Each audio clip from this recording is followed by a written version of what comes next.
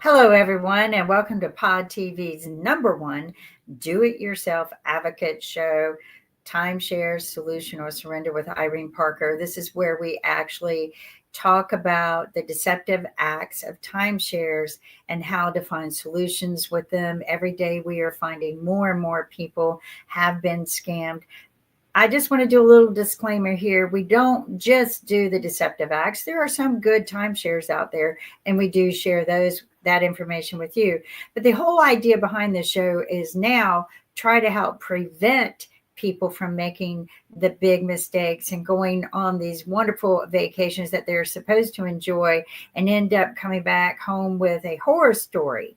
And so Irene Parker has invested a lot of time, a lot of resources in learning the laws and working with the people so that we can help guide them. We do not provide legal advice, and we do not actually physically help these people. But what I have learned is in this past year that we've been working together, we are seeing more and more of like the same scam that they're doing to people. Like it just seems to be repeating itself over and over. The same one for the military people, the same one just for certain the elderly. But Irene, there's just a lot of consumer protection violations, and they're not being addressed. Well, there's a developer engineered exit industry that we're going to talk about today. But I'd like to go ahead and bring our first guests to join the meeting. Morning. This is Cindy in your neck of the woods, Kim. Cindy attended a presentation by an exit company and took remarkable notes. We're going to be talking about that as well as the 3 timeshares she has, of which she has no loan on any of them. So it's just not necessary to retain a third party if there's no loan. And then I also want to welcome back Anne. Hi. And this is Anne's 3rd meeting with us, and Anne has volunteered to be a TARDA volunteer. And Cindy, with your research skills, we're hoping that you'll consider pay this forward as well. The first time Anne was on about 2 or 3 weeks ago, every 20th word was confused. It's confusing, and it's confusing. And then we spent about an hour on the phone unraveling what happened to her. And we're going to be talking about, she paid an exit company $14,000. And I was shocked at the report that they helped her prepare. And Cindy almost paid Trade Block $8,900. And when they told her to research some things that she's going to talk about, she found TARDA and it's with us today. So before we begin with your situations, I want to wish everyone a happy Martin Luther King Day. Rosa Parks said something that really hit home with me with this timeshare ministry, I call it, because some people are just so desperate and such debilitating medical symptoms. But a quote from Rosa Parks was that I just was trying to get back home. And I was just trying to explain that when I tried to book, it was $10,000 to use my diamond points to book it at New York City compared to $3,000 booked online. And they would just say, oh gosh, that's a mistake, but that didn't happen. But we've had a pretty dramatic surge of people reaching out. When we formed TARDA in 2019, we'd hear maybe 3 to 5 families a week. Since January 1, we've heard from 84 families. Now, the exit companies, the big ones that have search engines and ad budgets, they can get up to 3,000 callers a week. And of those 84 families, 2 were particularly disturbing. We've talked a lot about 5 developers have been sued: Blue Green, Westgate, Holiday Inn, Orange Lake, Wyndham, and on November 29th, Hilton Grand Vacation, accused of violating the Military Lending Act, which exempts home mortgages. So, which means if things go the way they look they're going, the military buyer since 2018, whatever the class definition ends up to be, is a covered borrower, making those contracts void, which the Military Lending Act prohibits arbitration. So in one of the active duty military families that called just within the week, they put the non-military spouse only on the contract. Now, they always put the husband and wife on the contract so they can go after both of you. Tell me that's not to circumvent the Military Lending Act. The other one was Army, one was Army National Guard.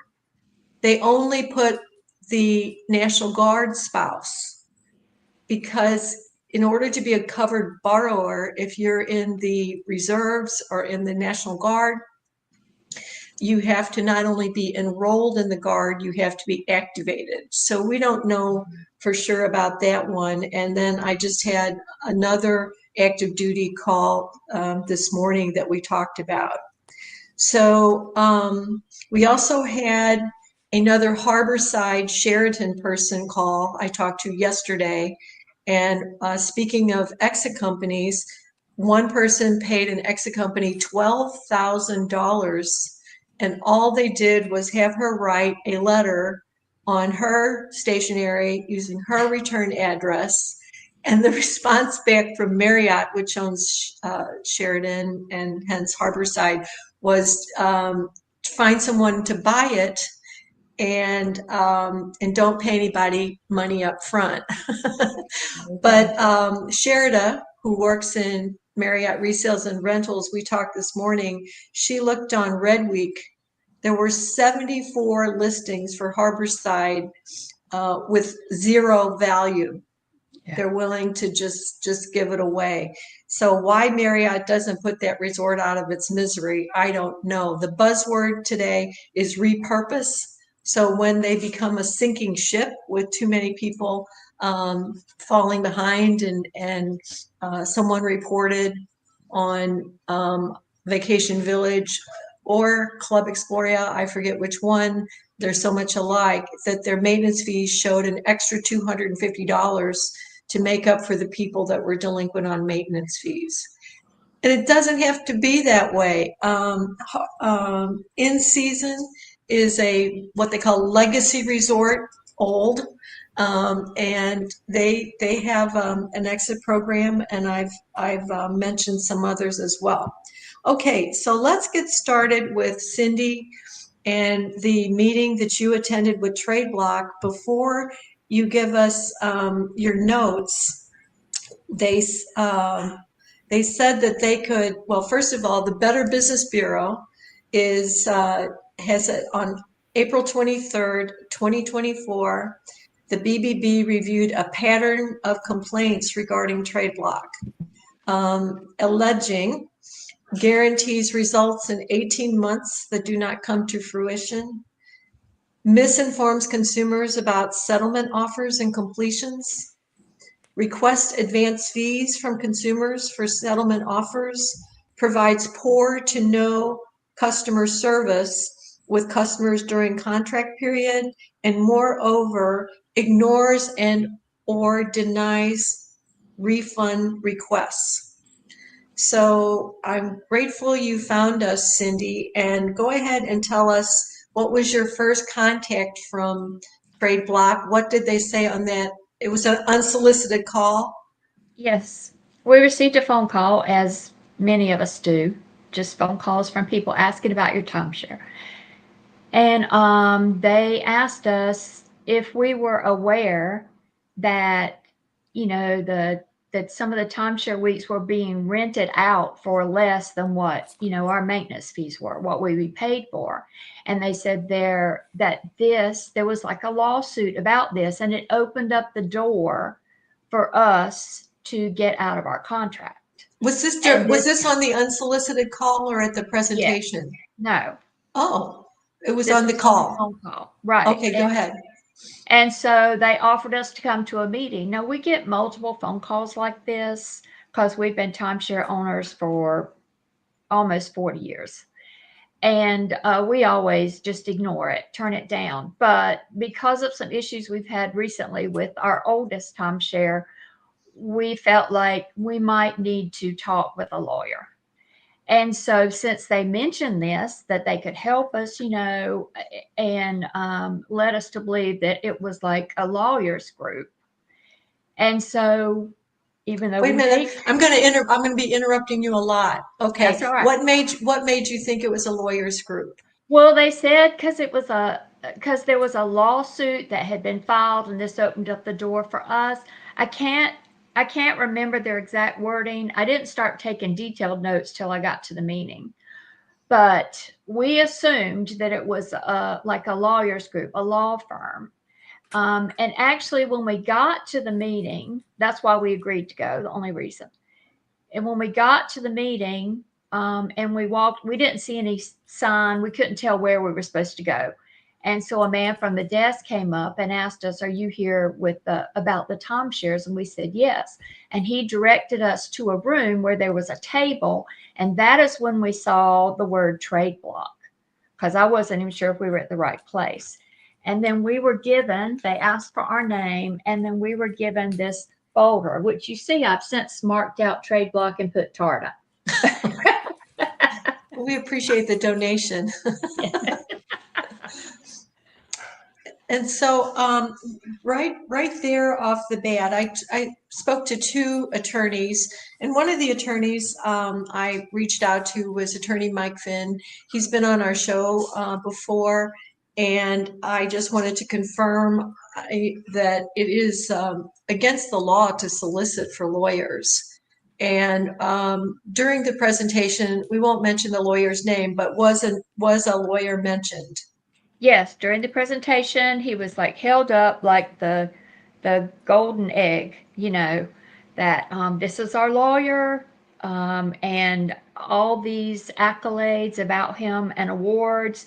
We were told that we should Google him, and I did when I got home. I Googled him. You Googled everything. I did. I tried. Many things I did find. Some things that I just didn't find out there at all. But their company is based in Dallas, Texas, and the lawyer was in Nevada, which I guess I don't know if that makes a difference or not. And then it mentions a lot. Their company mentioned debt consolidation. Other things mentioned debt consolidation. And when I looked at Adam Wax, a lot of it was about injury. When I looked up to find information. So, well, and I personally attended a 5-day trial, and at that trial, I saw the owner of Trade Block on the Zoom meet where he was being deposed. Yes. And he said that they were getting 15 complaints a day because the law firm should have said, "We may repair your credit," not "we will repair your credit." So one of the attorneys that I spoke with said that quite a few exit companies use them for credit repair, but now they've jumped into the exit business. One person in North Dakota also reached out after attending a presentation, and he kept saying that that attorney was a federal attorney, the same attorney. And that just, most lawyers I know file in federal court. I don't think that's any kind of a big deal. Okay. Well, the thing that they said that included on our price, they said protect your credit. One of the things they guaranteed, they would protect your credit. They would guarantee a settlement. They would keep 30%. Wait a minute. Who would get? Okay, all right. A law firm cannot guarantee an outcome. Was it a They're money talking back about guarantee? trade Was it block. okay? Was it a money back guarantee if they couldn't get you out of the contract, or just a It's guarantee that you would get out?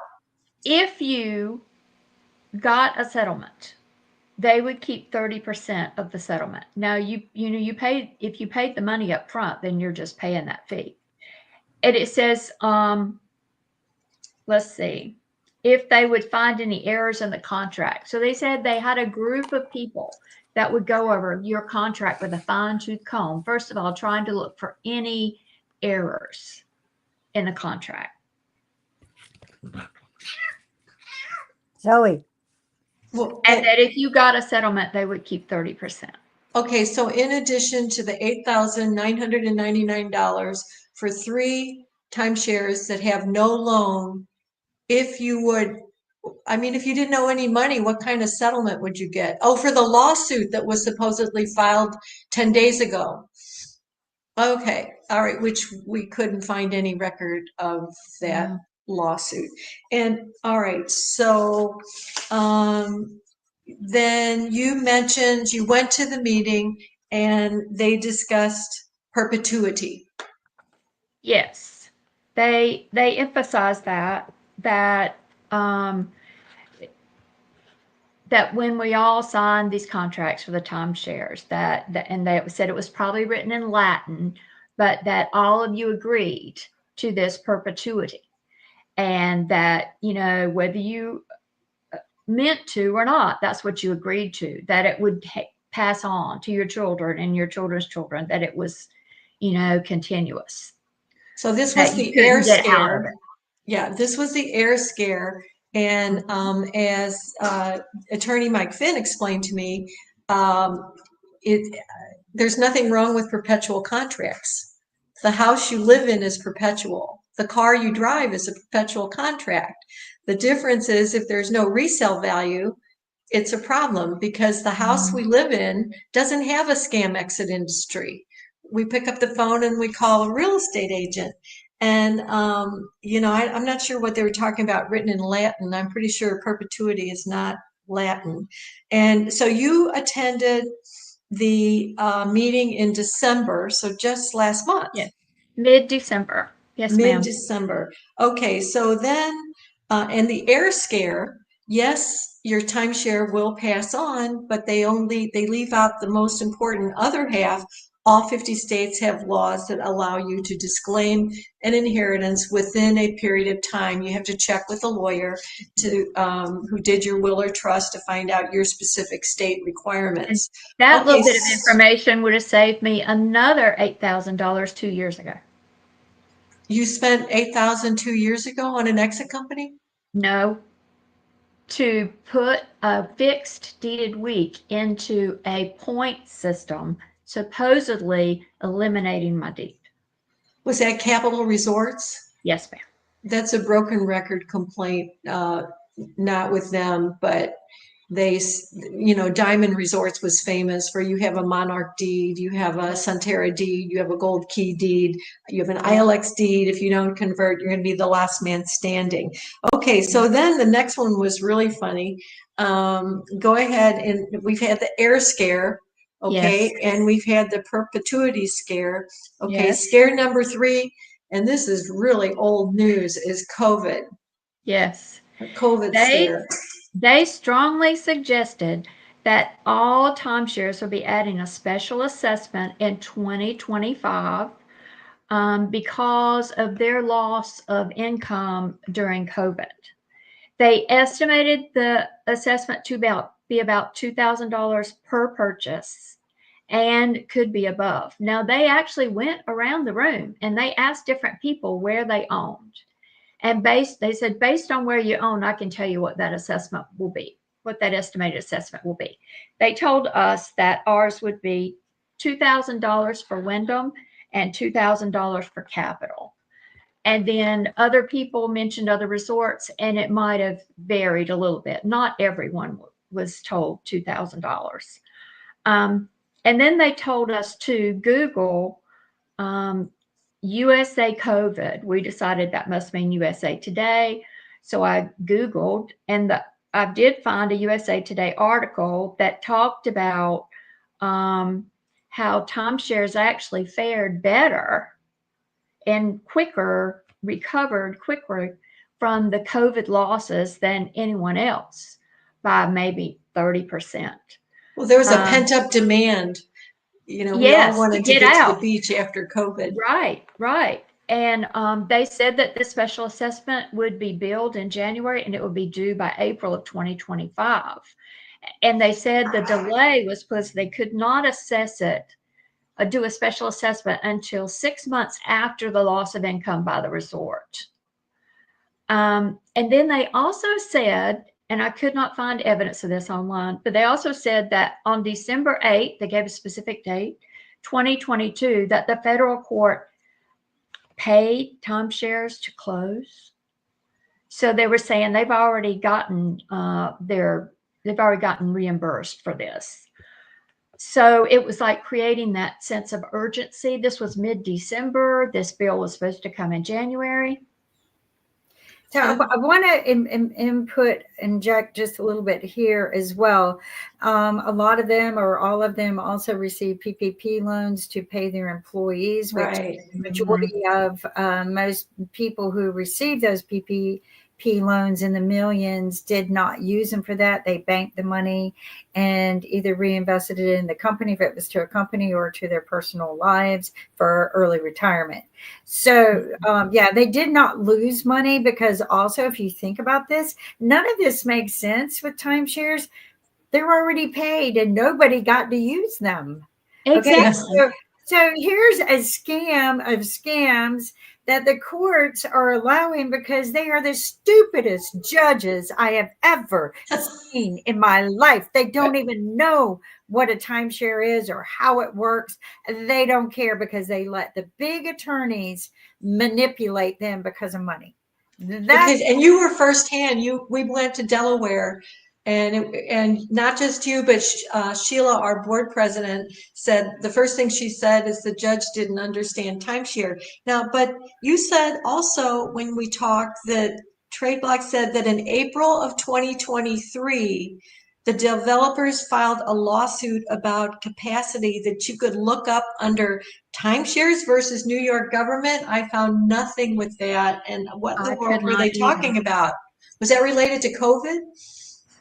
I think so, because they were talking about capacity. I'm not sure. I did find articles that related to capacity of timeshare during and after COVID, which, like I say, showed that they fared better than the other hospitality industry. But I'm sorry, I didn't quite understand all of that. They did give a specific date and said they filed a lawsuit about capacity. All of this was making Airbnb, right? That because they're renting out and that could be the lawsuit they referred to on the phone. Okay, we have not found any such lawsuit because the developers have every right to rent out their unsold inventory. Well, and that's when they also said, I specifically wrote down the Timeshare Act of 1992, and that it gave details that it capped maintenance fees at 12.5 increase in 1 year. And then something about the HOA. If they own 51% of the properties, they could keep the maintenance fees, but rent out the units through Airbnb. And that was why the lawsuit was filed. I tried to look up Timeshare Act of 1992. I got a hit. It was in England. It specifically said Timeshare Act of 1992, and it was in the UK. Do you remember what it was about? Anything related here. It just had different information, guidelines for timeshares. I'm sorry, I'd have to. No, that's okay. Now, okay, also, you said that at the meeting, TradeBlock said they were preparing a group filing in Florida in 10 days. Yes. Did they mean a class action lawsuit, or just that they were going to take a bunch of you guys and go to Marriott or Wyndham and present They your implied cases? that it needed to be done in Florida because that was like the home base of all the timeshares. It We was are a mecca. okay. And then they said that it would cost us a lot more money if we did it on our own. Oh, I guess if you found your own lawyer. And so if they did this group filing, that it was not going to be as much money. Of course, you see, it was still going to be $8,900 for 3. I guess that was supposed let to me be stop you there, because I forgot to mention in the introduction, 5 people reported that they resolved their disputes. All 5 have been guests on this TV show. And, what's really remarkable is one of the seniors whose husband is 88 and unable to travel. She actually negotiated herself a settlement with Barclays. And most attorneys will say, well, we'll help you with the timeshare loan, but we can't help you with the credit card. And we've had Laurie was on the phone. She negotiated with Amex a settlement of $10,000. She had billed the whole $23,000 to the credit card. And one person worked with the 2 developers. We don't want to mention their name because what we want to do is promote better communication. And she just really kept on top of it. And she had a lot of credibility. I couldn't help but provide 6 complaints of the same sales agent that we've received since 2018 that were similar to hers. 2 of her sales agents we've had multiple people report about. And one person, his purchase price was $296,000. Oh my gosh. Not everybody has the time or temperament to self-advocate. So when he was like, I can't eat, I can't sleep, and this was someone that resolved his dispute 4 years ago, and this happened, and we've been married 53 years, and this is the most stress. I'm like, I'm going to refer you to a law firm. They paid the law firm $25,000. The day that they did that, they heard from the resort that said, we're going to cancel your contract. Oh my gosh. That agent, we had a dozen complaints against him since 2017. And so the law firm, because they did do some work, they refunded $19,000. But I just go through the roof when I hear that you can't do that by yourself. Okay, now, so the trade block said they were preparing a group filing in Florida in 10 days. So as soon as we get off this show, before they have a chance to see it, if you could call them and say, I was at a presentation on December 15th, and you had mentioned that there was going to be a group filing in Florida in 10 days. Can you give me more details on that? Is that a lawsuit? And anything you can do to evaluate this. Now, one thing I have a big question mark about this whole paragraph. Okay, after preparing a group filing in Florida in 10 days, the timeshare would no longer be allowed to add more debt. That's what they said. And that's another sense of urgency because this big assessment was going to be coming. And right. And that was to be billed in January. Yeah. And we Okay. were there right at the end of the year. So we were good pickings. Okay, so you have to wait another 15 days or so, 10 days to get your COVID bill in the mail. Okay, and then you can call them and ask them why you didn't receive that. Now, it said after the filing, timeshares would no longer be allowed to add more debt. They would start the process before the end of 2024. Right. Okay. And what did they mean when you said that the speaker mentioned that he comes through, quote, every 3 years? What did that mean? They were making a tour. They were doing these talks all through North Carolina. When they left us, they were heading to Fayetteville. And they would do these tours and they would come through about every 3 years. So I guess they're going to another state. They're through with North Carolina for now. They're going to another state. They talk like they were gone. Oh, I don't know, at least 12 months, not 12 months, 10 months a year. I mean, they talked like how long they were away from their families in order that they could come and help us. Oh, So they were bless your anxious to heart. wrap it up and get home, for Christmas. They were gone from their families for so long. And so all this kind of created a sense of urgency. We're going to do this in 10 days. You're going to get this bill in January, but this will prevent them from adding any more debt to you. And, we're not going to be back again for another 3 years. Well, and then you also said that they said they were in the Forbes 5,000. Are you sure they meant Forbes 5,000? Because there's an Inc. 5,000. I did. I looked at when I was searching, and I looked back up. At the meeting, I should have paid attention to my gut. They mentioned that, and they had a table sitting over there, and they kind of motioned to it. And I had told my husband, I said, we need to go over there and look at that table. I needed to go look at that magazine myself to see just what that meant. I didn't. We were just, busy listening and doing other things, and my husband and I conversing among ourselves. But I could not find anything on Forbes 500. However, I did find, and I sent you the link for that there is a top, Inc. 5,000. Because I had written a question mark on my paper, 500 or 5,000. So they are listed with Inc.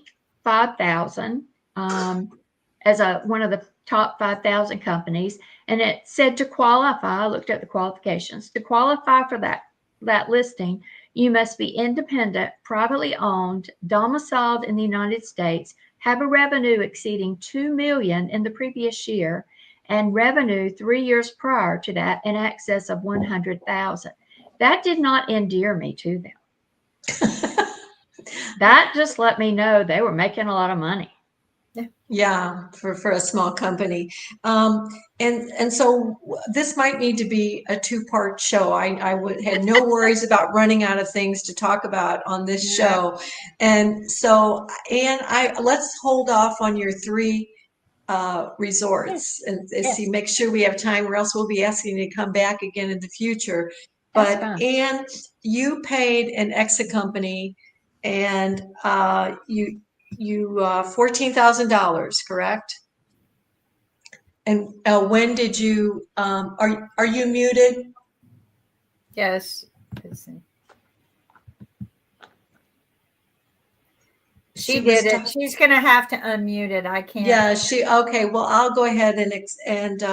It won't let me unmute, so she must have muted. Yeah, and she was talking to us before the show. I know, but I didn't know if we don't hit the mute. Right. Okay, well, what I'm going to do, I need a little bit of time to read this anyway. I'm unmuted. Okay, there we go. Okay, you got it.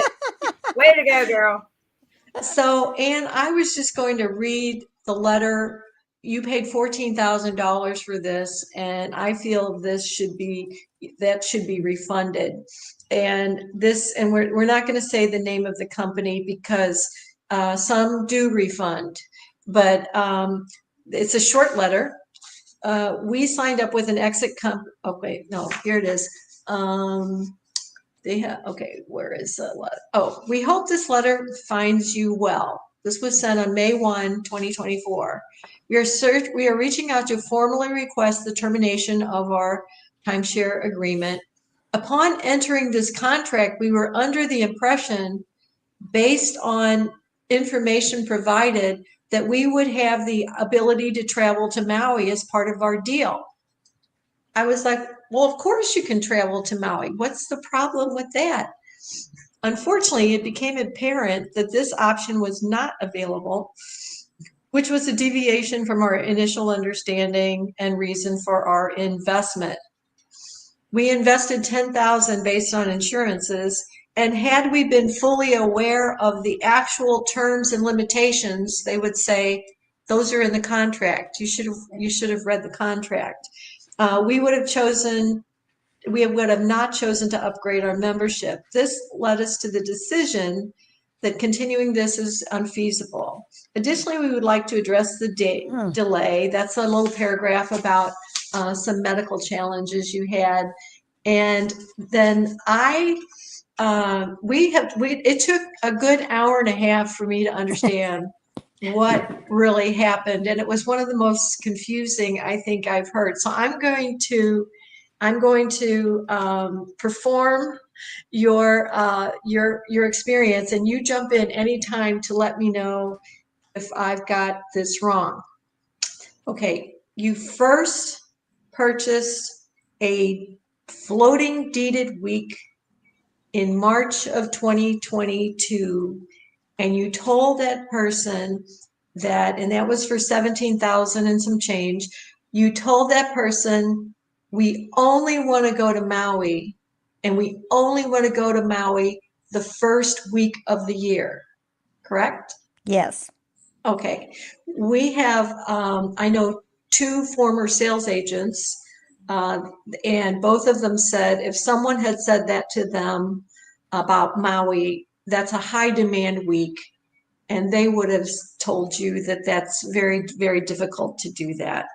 Okay, so then I'm going to have you talk on your own about the obstacles when you attempted to do that.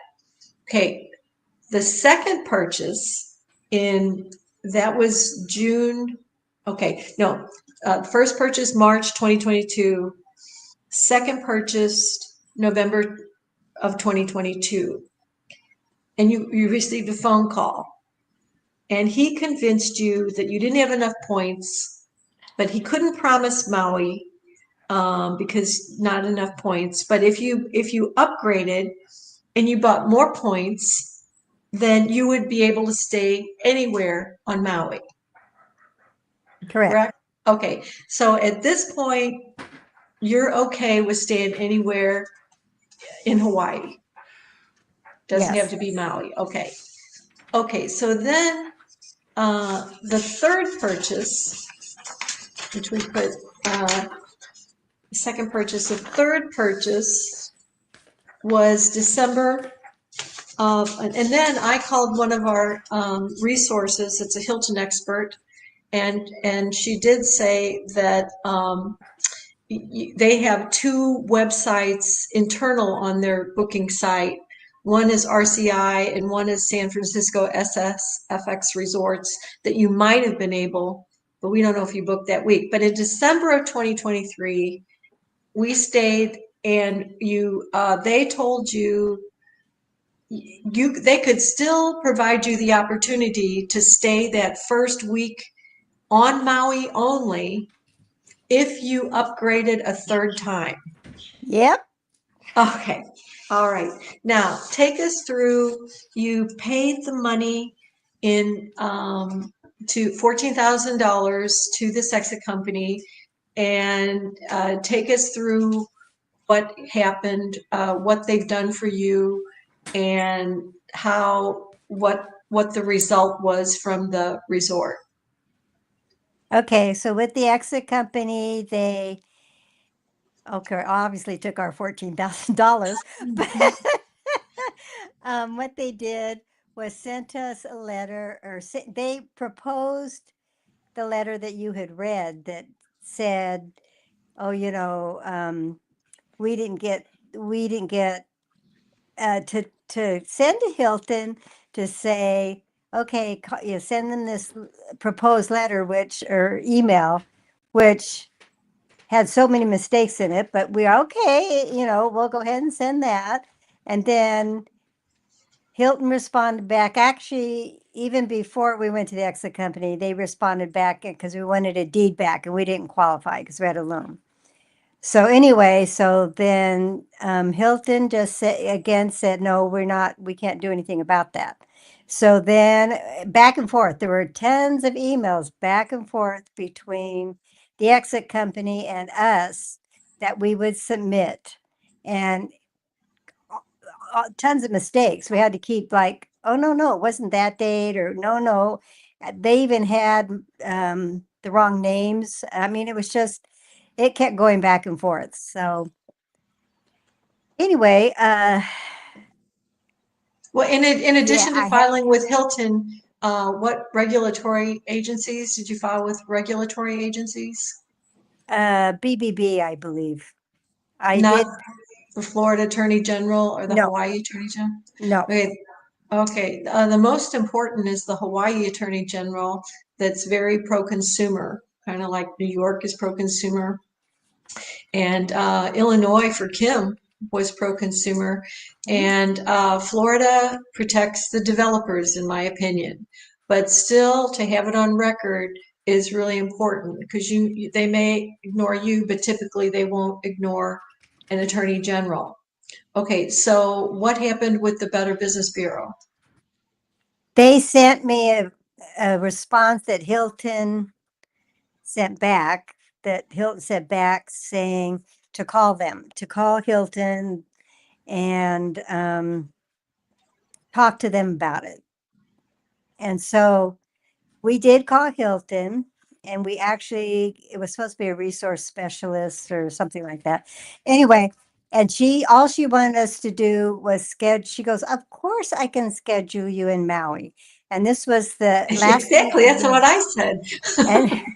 and and of course it was the last week of November, and I can schedule you next week to go to Hawaii. And I go, number one, that wasn't the problem. The problem was that I needed to go on my birthday, the first week of January, every year. That's what I was promised. And she's like, well, I can get you in now. I don't understand what the problem is. You And just told so them. she went back and forth, and finally I said, can I talk to your supervisor? And she goes, no, it's, there really is no need. And I go, okay. And that's when I said, I'm not going to pay you any more money. I'm not paying you any more money. I don't want to talk to you about scheduling because I'm not going to. I want to talk to your supervisor. I'm not paying any more in the loan. I'm not paying any more in the maintenance fees. So, and she's like, okay. When did you stop making payments? Oh, shoot. Was it June of 2024. and you had retained the exit company in May? Yes. Okay. And they are not allowed to tell you to stop making payments because that's kind of practicing law, I'm told. So then the Better Business Bureau, though, did that just then was eliminated as being of any support.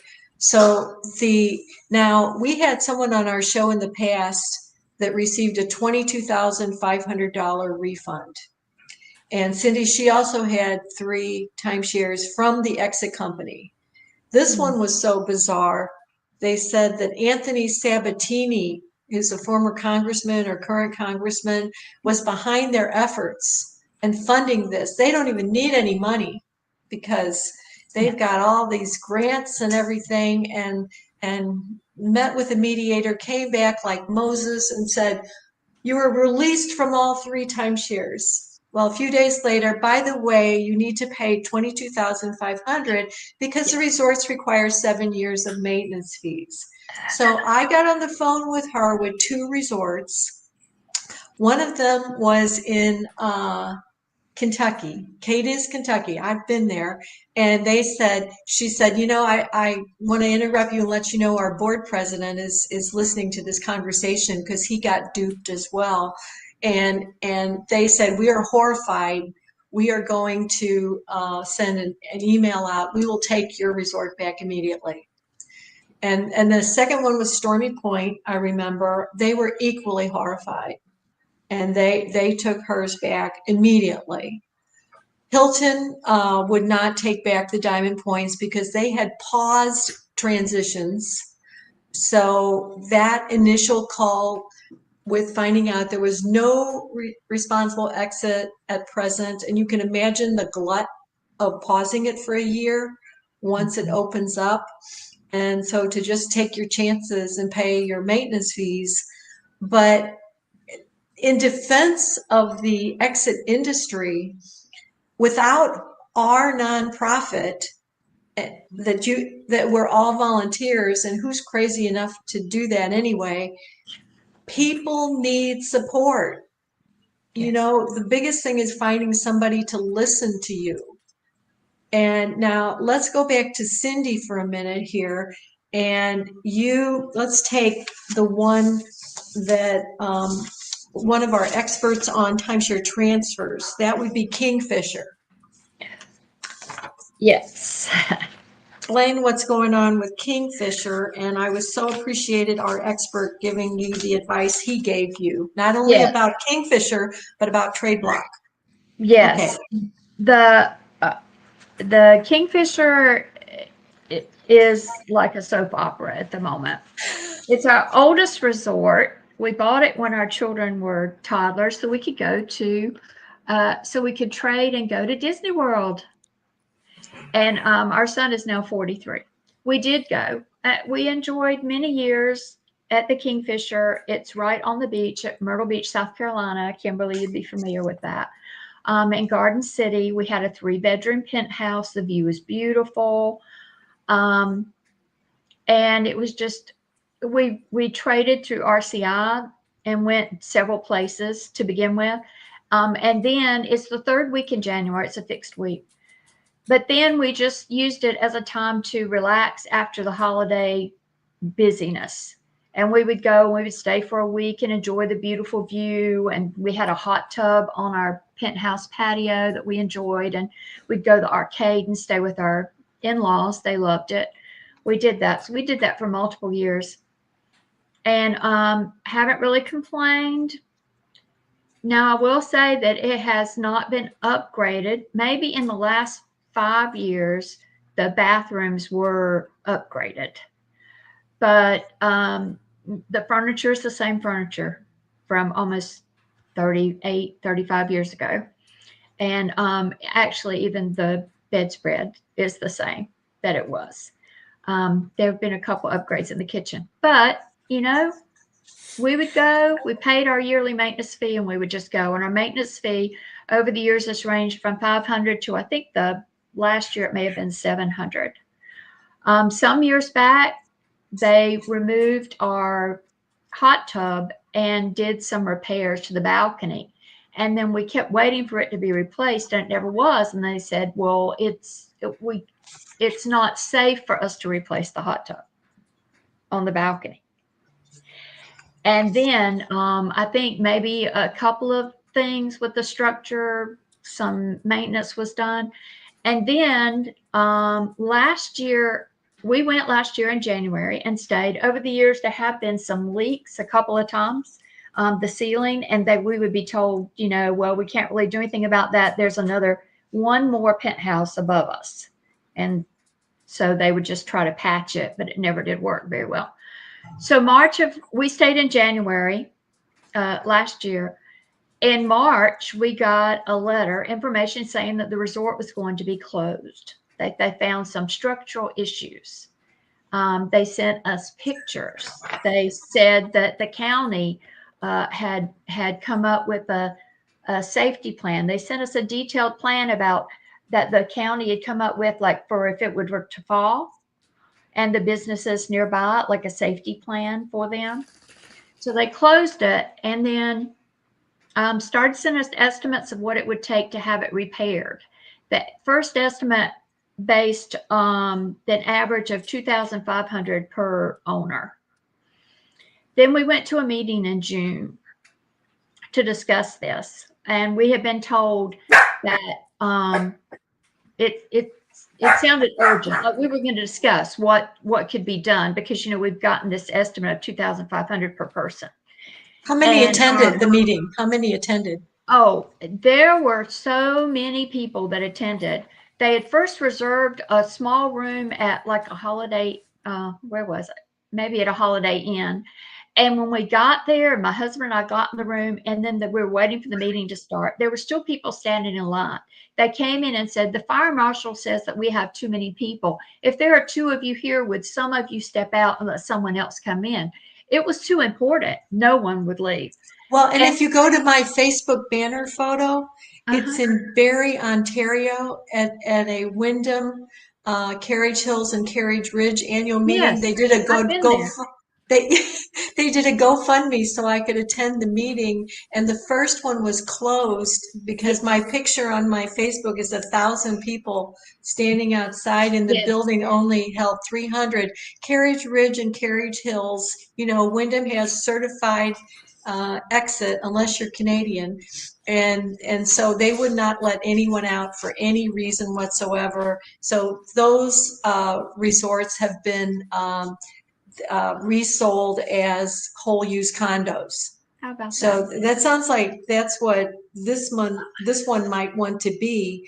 Well, they did move us to a different place, and everybody stayed and everybody piled in, and then they kept going through the information about very detailed information about what it was going to take to fix it and how they were going to fix it. And this was phase one. Well, that alerted our ears. If phase one was going to be 2,500, what was the rest of it going to be? As I said, nothing has been upgraded in our unit except for the bathroom in 30 plus years. And so finally, you could tell people were getting restless. And one of the men kind of interrupted him and said, "We've heard what you're going to do to fix it. We want to know what we can do to get rid of it, to get out of it." And they did have a lawyer present. Now, they brought the lawyer. So anyway, but he did tell us about Well, who brought the lawyer? The Kingfisher? The Kingfisher, right? Okay. Right. Yeah. So he let us know about a South Carolina law that something, and I'm sorry, I can't be exact. I'm still trying to find that exact law. I took a picture of it, but I cannot find it. That 2/3 of the owners agree. And it was, he said, your stuff down. He said this was put in place for these older timeshares, the deeded older timeshares that have been there a long time. And there was something about 2/3 of the owners agree, and that you can actually, sell it, dissolve it, And so the man said, "Okay, then let's take a vote." He said, they told us in the email, said they have never had a quorum. The whole time that they've had the Kingfisher, never had a quorum. He said, "I believe we might have a quorum." And so they said, "Well, that quorum depends on just what week you own, how many weeks you own, what size your unit is, all those things." And he said, "Well, can we just take a hand vote to see the people that are in this room right now, what they want?" And so they voted. They let us vote if we were in favor of going forward with repairs or if we wanted them to look into this dissolving. And the majority of the people in that room stood up and raised their hand that they wanted it to be dissolved. And so we authorized them to go back, get a second opinion, check into what it would take to who might be interested in buying the property. We said, surely it's valuable. It's oceanfront in Myrtle Beach. See about buying the property. Anyway, and then they were supposed to get back to us with another meeting. They said that this vote was not valid also because they did not specify what the vote was going to be when they sent out the email. So we have not heard another meeting. We kept getting information back from them. Finally, I can't tell you the date. Maybe it was September, November. Anyway, sometime here in the fall, we got this joyous email saying, "We got a second opinion, and they say that the resort is safe and it can be occupied." Now, they'd already dug a trench and done a couple of things. It's safe. It can be occupied, and we're going to reopen in March of 2025. We're not going to open in January because it's going to take us that long to get the housekeeping and things, get it back ready to be opened. And then in January, we got a bill for $1,700. In addition to your regular maintenance fees? No, this is listed as a maintenance fee. It is not listed as a special assessment. We went down each category. What was the prior year maintenance fee? $700. So it went from $700 to $1,700. Yes. Okay, got it.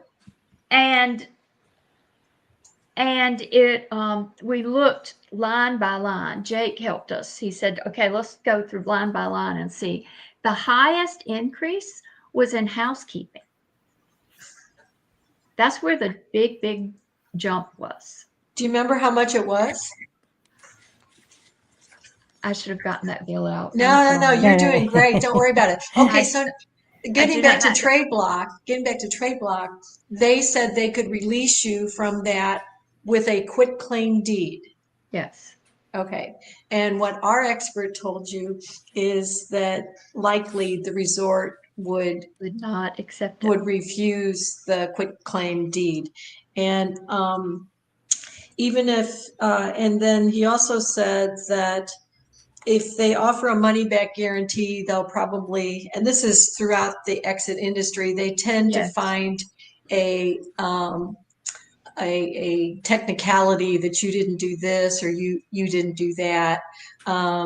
So now, are you going to pay, or did you pay the $1,700? We did not. They also gave at the meeting, and Kingfisher is probably not happy that the man said this, but some of the owners asked them, they said, well, this many people are not paying their maintenance fees. They said, well, what are you doing about that? And they said, we're not doing anything about it. They gave us what it would cost to pursue it. And they said they did not think that was a good investment. And so instead they were renting those out to other people. And so some of the owners said, that's why I can't rent my unit, because you're renting those first to offset. So, now since then, when we got this bill, it has a detailed list of what will happen. It tells you when your bill is due in January. And then in March, if it is not paid, it will be past due. And then it tells you what date that they will turn it over to a collection agency.